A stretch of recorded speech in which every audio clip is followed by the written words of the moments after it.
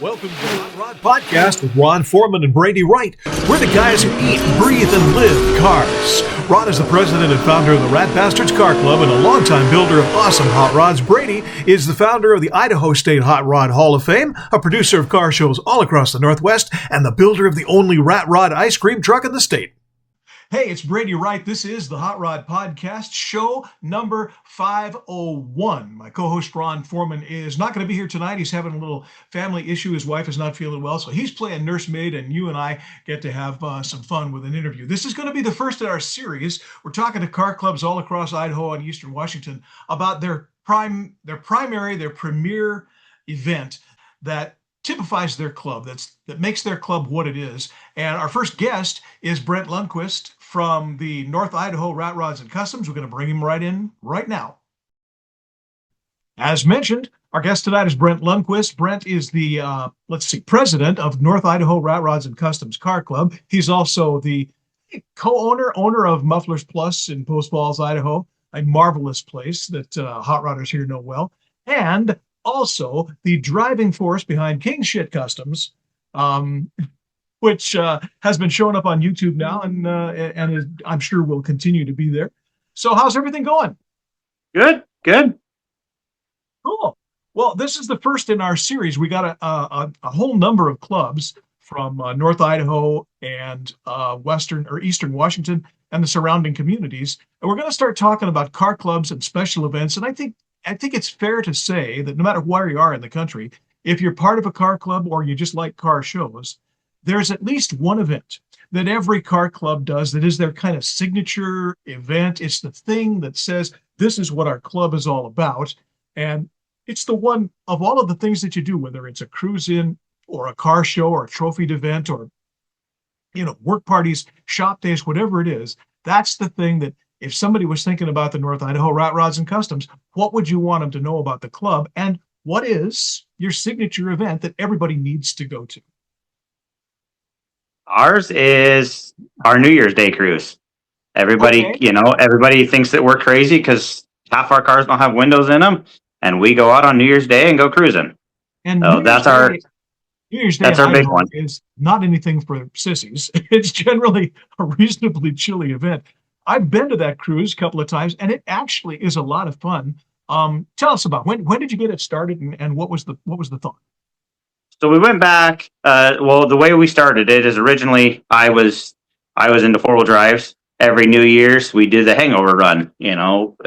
Eventually there's a hangover run for the 4-wheel drives. I got out of the 4-wheel drives, had a couple of the guys at the hot rods, and said, "Okay, hey, let's try something different." We went back and looked at pictures. It looked like it was 2019. We did our first New Year's Day hot rod cruise.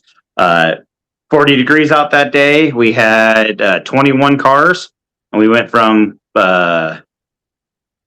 Post Falls to Higgins Point. And we went out to Higgins Point. We spent a bunch of time out at Higgins Point, watching the eagles fly around, had the lake. It was cool because we were able to climb up on the mountain, take pictures down of the cars. Yep. We've done it every year since. If I'm right, because it's hard, we take pictures, but we never keep track of anything. 3 or 4 years ago, we got snowed in. The week between Christmas and New Year's, we got snowed like crazy, so we went and had pizza instead. But every other year, we've done it.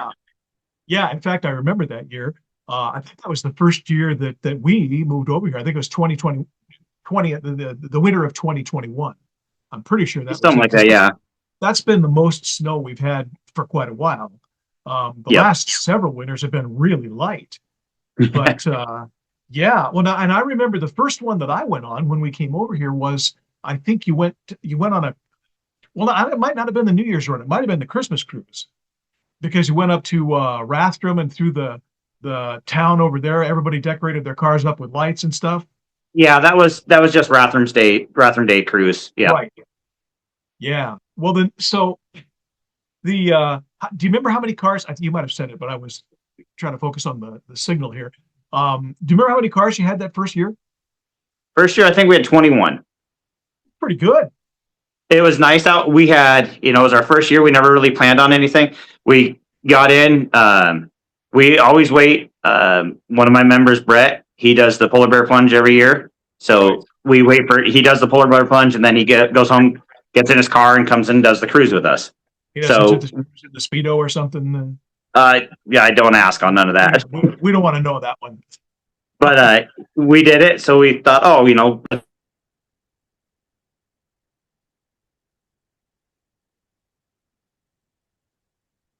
lost your sound. Hang on.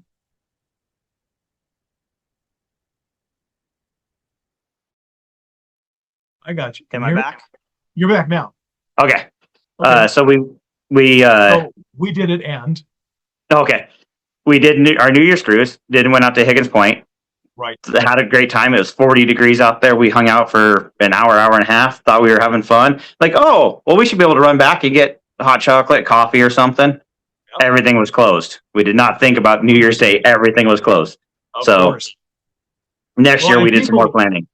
People who aren't familiar with the Post Falls Coeur d'Alene area, Lake Coeur d'Alene is huge. It's 40 miles long, and in the north, the northeast part or corner of the lake that is right there by Coeur d'Alene, there's a road it's off of I-90 that goes east and west, through the state. And there's a little offshoot that goes past the borders of Coeur d'Alene to this place called Higgins Point.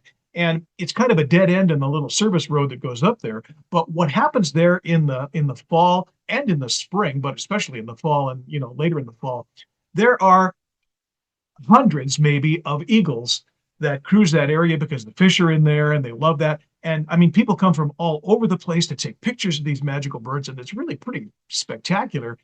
And a 40-degree day that time of year for here, that's practically t-shirt weather for this part of the country. And you guys must have been living high on the hog there, because that would have been a beautiful day at 40 degrees. It was a beautiful day until the sun started going down, and then it got cold. So, like I said, the next year we did a little bit more planning. We did 2 years in a row. We went down to Plummer, which is Plummer's 45 miles here, so it was a 100-mile round trip, something like that. Yeah, that's about right. And we did that New Year's, a couple hours. I always try making it so we come back, or most of it coming back is not in the dark. Everybody. Yeah. I don't know how everybody does the night before. If they're out partying, I don't want them driving in the dark. Yeah. Some of the roads. I mean, the road to Plummer it's Highway 95, and it's not a horrible, unless you go the other way through Harrison or something. But that's a long drive. But 95 is a pretty straightforward road. I mean, it's a 2-lane highway. And that was one of the ideas we had with it. Is it's plowed no matter what. It's plowed, de-iced. We shouldn't have to worry about it. So that was our idea there. A couple years ago, we did.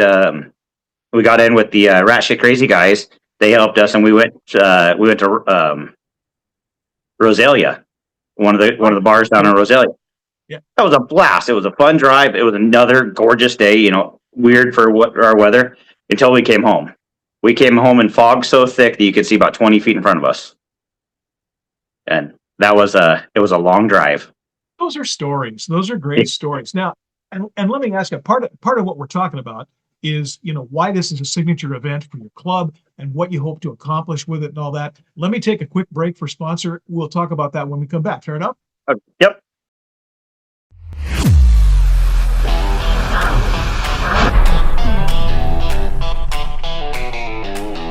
Since 2021, the Idaho State Hot Rod Hall of Fame has been supporting and promoting hot rodders and hot rodding throughout the state. We are the only statewide nonprofit organization that serves all of Idaho and only Idaho. We live here, work here, cruise here, and we exist to provide scholarships for Idaho students entering the auto trades programs and colleges and Voctechs right here in Idaho. We hold our annual awards banquet in September every year, and in 2026 we will again be recognizing Hot Rodders of the Year, Young Rodders of the Year, Car Clubs of the Year, and we'll be awarding scholarships to deserving Idaho students. Inductees get statewide recognition and a custom logo jacket like no other. You can start nominating people for this honor right now. Email us at idahof@gmail.com. That's idahof, IDAHHOF @gmail.com. Our website is easy to find. It's idahof.org. That's IDAHHOF.org. The nomination form is there, or you can just email us and we'll send you one. Follow our Facebook page or find us on Instagram. The Idaho Hot Rod Hall of Fame, Idaho. We're in Idaho, about Idaho, for Idaho, except no substitutes.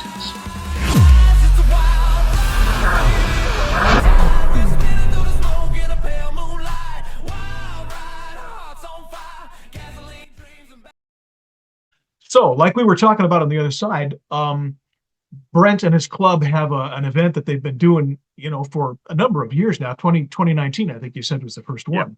And lots of clubs have a signature event. So what was the goal for the North Idaho Rat Rods and Customs for this particular event? What did you want to have happen that people remembered? Well, we didn't really, it wasn't, never thought nothing like that. The thing is with the car club, our goal is to do a cruise every month. Don't matter what it is. So New Year's just starts it off. It's a good day. Everybody's got the day off. So it's a great one for us to plan a January cruise. So that's where it was. And, we do it throughout the year. We try December. We try doing a toy drive or some other run. We do that. And then New Year's Day was just our New Year's cruise. Yeah. You guys do an awful lot of the cruises that you do. I mean, I know because we're in the same town, but if you're watching from someplace, else, a lot of clubs, most clubs, I think, have a component that is, part of their existence, that they do things for a charity or they do things for some kind of nonprofit or something.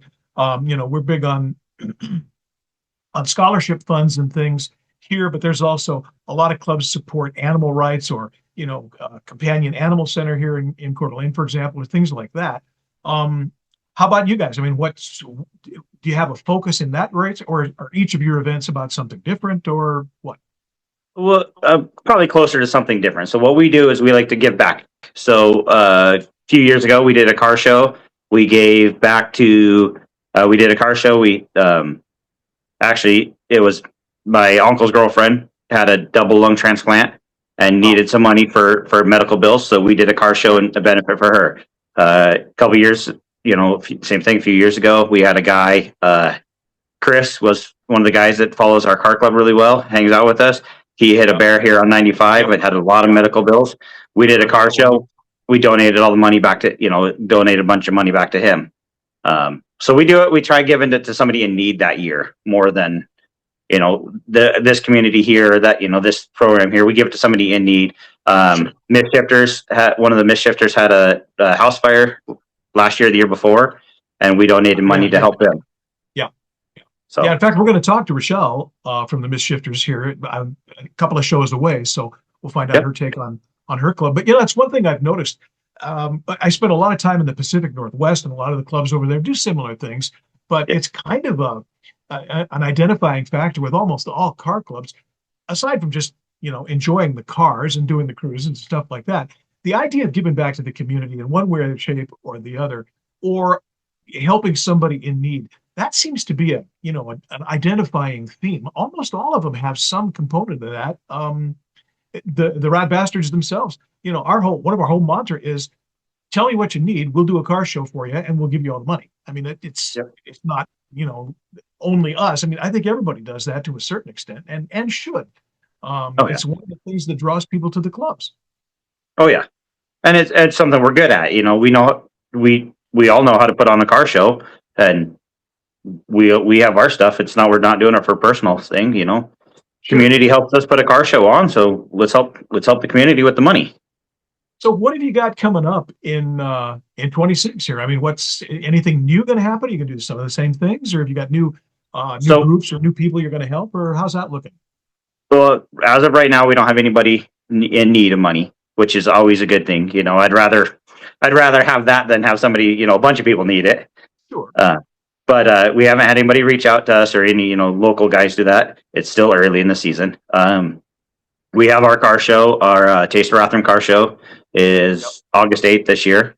So we got that one. That's the one we do most of it. We did plan 2 swap meets this year. Oh. So we have a swap meet coming up. They're both at my muffler shop at Mufflers Plus, April 19th and September 20th. So we've got those. Yep, we got them in the calendar events this year. So we're going to do that, and then we're going to try doing more cruises. We want to get out and support more clubs. So, I watched, you had a podcast. You had Forrest on here a while ago, back with the Knuckle Scrapers. We do a cruise down to meet them every year. Have a great time. So, Forrest is a great guy. In fact, he's on this schedule here too of what the clubs are doing. He hasn't picked a date yet, but we'll get him. But yeah, it's kind of fun to see, what people. I don't want to say people come out of the woodwork, but you don't know that somebody needs help in any way until all of a sudden they do. But I can do this. If somebody was interested in, maybe there's some way they can, set up a fundraiser or something like that. Who would they contact from your club to do that? How would they get a hold of you? Me or Kelly. Yeah. So Facebook page. Yeah, Facebook page. Get a hold of us on the Facebook page. It comes run that right down here as part of that. So it goes. Me and James are the admin, so it'll go to us. We'll read it, and whether we post it on there right away or look at it. But that's how it goes there. So we don't have. Go ahead. I'm sorry. We're still small, so we do our car show and got a little bit, but trying to build up some of the club stuff. So it's not a ton that we give back at the moment. But we do. Every little bit helps. I mean, doing things like toy drives and fundraisers and, benefits, clothing and things like that. That's huge because, not everybody has $150 or $300 or $50 to spare necessarily all the time, but almost anybody can get a toy for a child or a warm coat for somebody who needs it. Or, something like that. One of the clubs that I won't mention because it's a while ago, but one of the clubs found about a fellow who needed a wheelchair ramp on his house and couldn't afford it and couldn't get anybody to help out. So one of the clubs got together, got some wood, got some steel and, some aluminum railing and built him a wheelchair ramp. Oh, cool. And that had nothing to do with cruising, but it sure helped this guy out. And, that kind of stuff it happens, I think, more than we know because a lot of the clubs just do it and don't expect any thanks or fame or anything about it. It's just a thing that you do because you're part of the community. Oh yeah, same thing. Like on with that is we were at a car show down south last year. One of the guys coming back, there was a hot rod on the side of the road. You never leave somebody stopped. So we pulled over, pulled a couple zip ties off. I had the truck and trailer because I actually towed my car down to that car show. So I had more tools than normal. We helped the guys get back on the road, but I thought it was funny. Even members of their club were running past them. We were in a corner, and I mean, they were newer rigs. I don't know what newer builds, but they, I watched a couple of their members fly by them, and it's like, well, wait a second. And then actually, at that group, we ended up helping them twice because they got further up the road, and another car died down. Yeah. So yeah, but we did. I had the trailer, and I even offered to unload my car and load their car on the trailer to go back. Sure. So, I mean, your car drove. You could have driven your car back, I suppose. Yeah, it's funny. I spent a lot of years with the Harley Owners Group, and we did runs all the time. And it's the same thing. You drive by, and here's a bike, on the side of the road. Guys down there, you're like, we're stopping. I mean, we're stopping because that's what you do. Yeah. I was coming back over. Let's see, the North Cascades Highway. So it's up in the in the wilds. Oh. And it was a summertime run, but that's up there, 5,000 feet. So coming back across, and here's a bike on the side, great big huge gravel kind of side of the road thing, big enough for a couple of semis to pull off. Here's a bike in the middle of it, and there's nobody around. And I was by myself. So I pull over, let's see what it is. Turns out it's one of the women who rode in our club who had left early and pulled off to the side to go and take pictures of this big, shale slide or whatever it was. She's halfway down the slope, and I'm like, Shirley, are you okay down there? I'm fine. So we rode back, together because that's what you do. But I know she was eaten by a bear up there. You don't know. I mean, it's entirely possible. Oh yeah, any of that is. Yeah. So let me take one more break here, and I got a couple of things I want to ask you when we come back. So stand by. Okay.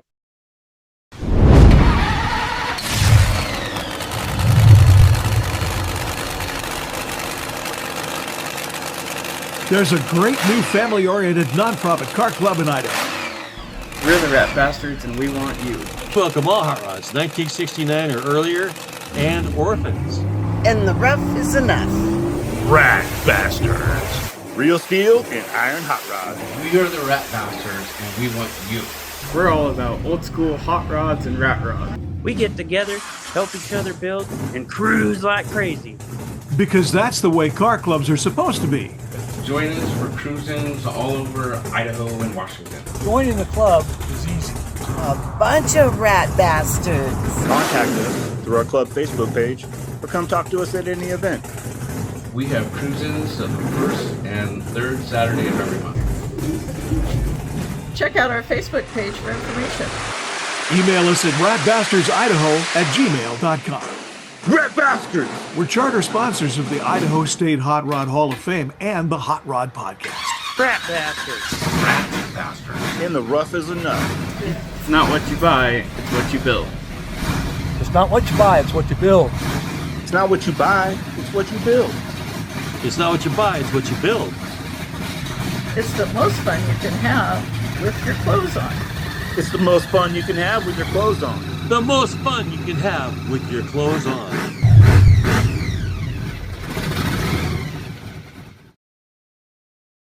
So we're here with Brent Lundquist again, North Idaho Rat Rods and Customs, and we're talking about signature events for car clubs and just enthusiasts in general. Brent's been talking about the New Year's Day cruise, which is kind of one of their big events. I know you guys do other stuff, of course, as well. But what I wanted to ask you was, are you thinking about, for this year or in the future generally, are you thinking about any new events to do that you haven't done before? And what's the thought process when you come up with something like that for the club? Do you guys talk about it, or is it a vote, or how's all that work? Kind of. So I do have one that I've been working on, a longer cruise, a couple 100-mile cruise. So it's a day cruise or, overnight cruise. I like it. I was in another club, and everybody will throw out ideas, but nobody wants to follow up with them. So when I was in that club, I asked them, I said, okay, I love your ideas. Bring me a plan on it. Figure out how many people you need, when you want to do it, what it's going to take. So when I propose something to the club, that's how I do it. Say, hey, I'll think about an idea. I do it all the time, think about different ideas. But like this one is a cruise. I'm trying to figure out a route, figure out a time frame, figure out lunch, where gas stops are, and then I'll bring it to the club and say, hey, this is what I want to do. Are we into it? Yeah. And so when you do that, I mean, I think most clubs have some version of that. But finding somebody to ramrod it besides the one guy that's in charge, sometimes that's a little bit of a challenge. But what we have done is, that's a great idea. How are you going to handle it? And you just got elected president here, so go ahead, and we'll help you. It's your idea. You've got the vision, so let's see, what can we do to help you realize how cool that's going to be? And it helps people get involved, and you also get a bunch of ideas you might not normally have thought of on your own. Oh yeah, all the time. And that's why, like I said, when I was in the last club, everybody come up, hey, I want to do this, but they expected somebody else to do it. Like, hey, this is a great idea. So I've been going to the council, the Inland Northwest Car Club Council. Right. I like listening to, there's a couple clubs in Spokane. Their big deal is a member gets a month and you go from there. So we're going to start doing that in our club, is a member has to pick an event every year. Sure. Or every month. Okay. Different member picks an event. Whether something for July and it's you, and what are you going to do? Yep. Everybody gets to pick their own month. But I want somebody to do it. And I don't, we're at the point now where I don't care if it's, you plan a cruise, you plan a shop day, you plan a meetup to cruise to a car show. Yeah. But then it gets everybody involved. And we do pretty good about it now. So we did a couple of things back in the day where we would do a short cruise to a shop day. Like the shop day is going to start at 1:00 in the afternoon. Well, so we meet at 9 and take a little ride or, a drive, and then end up at the garage and, flail away. And sometimes that worked out really well. It worked out a lot better than doing the shop day and then going for the ride. Because I'm sorry, I'm done. My knuckles are killing me. I'm not going to do it. But that could, that would kind of fun. You combine two events for one day. Well, we did one, years ago when I was when I was first getting into the cars, I was with the Classics, the North Idaho Classics, and I think they had 130 members at the time, and we do a shop tour. So, Sure, you know, most of them lived within 2 or 3 miles of each other. So it was a lot easier. Right. You'd go in and they'd pick 3 or 4 garages and you'd go do each garage during the day. Yeah. My club, we have 18, maybe 20 members. Yep. And I bet you there's nobody that lives within 4 or 5 miles of each other. And then everybody else, you know, me to Todd, we're 45 minutes away from each other. Yeah. You know, I'm 25 minutes from James. So, you know, we start getting that makes for a nice cruise. But yeah, as far as, you know, doing more than 1 or 2, yeah, you know, there's some distance involved there. Sure. Yeah. You know, it's funny. I live in Post Falls, Idaho, which is a suburb of Coeur d'Alene, if you will, which is kind of a suburb of Spokane. But I have 3 members who are pretty darn close to me. I mean, within 10 minutes, you know, each. And then everybody else is all over the place. So, I mean, I get it. We're in small towns, but sometimes the small towns are separated by a bit. So, well, they're separated. You know, like Schmitty's only 4 miles down the road from me, but it's 15 minutes to get that 4 miles. He's 30 minutes from me. Yeah. So it is what it is. Well, that's great. Listen, we're really looking forward to the New Year's cruise. I mean, obviously we're going to wait 300 days for it, but that'll be okay.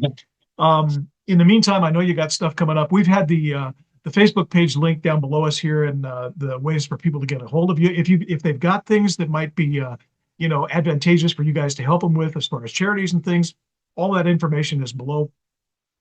And Brent, it's always good to talk with you. I'll get with you about the exhaust system on the Dodge a little bit later, but it's Brent Lundquist of the North Idaho Rat Rods and Customs and King Shit Customs. And let's see, what else? All of that. A little bit of everything. Yeah. A little bit of everything, but you know, it's great to see it. Brent has been a guest on the show several times, so this is kind of old hat for us. But, yeah. I like your background. The poster looks real good. Yeah, that's on the shop door. I came out in the shop. I had to set up a little heater. I didn't want to start a fire tonight to work, so I got a little heater blowing on my feet to keep me warm.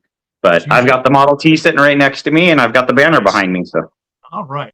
Well, great. It's been fun having you. We'll do this again, folks. This has been the Hot Rod Podcast. Brady Wright, Ron Foreman. Ron is off tonight, but he'll be back next week. So stick with us on the next one.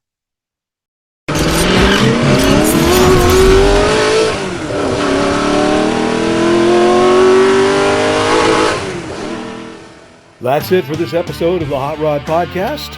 Be sure to like and subscribe to our show, and we appreciate it if you smash those notification buttons too, so you'll know when a new one drops.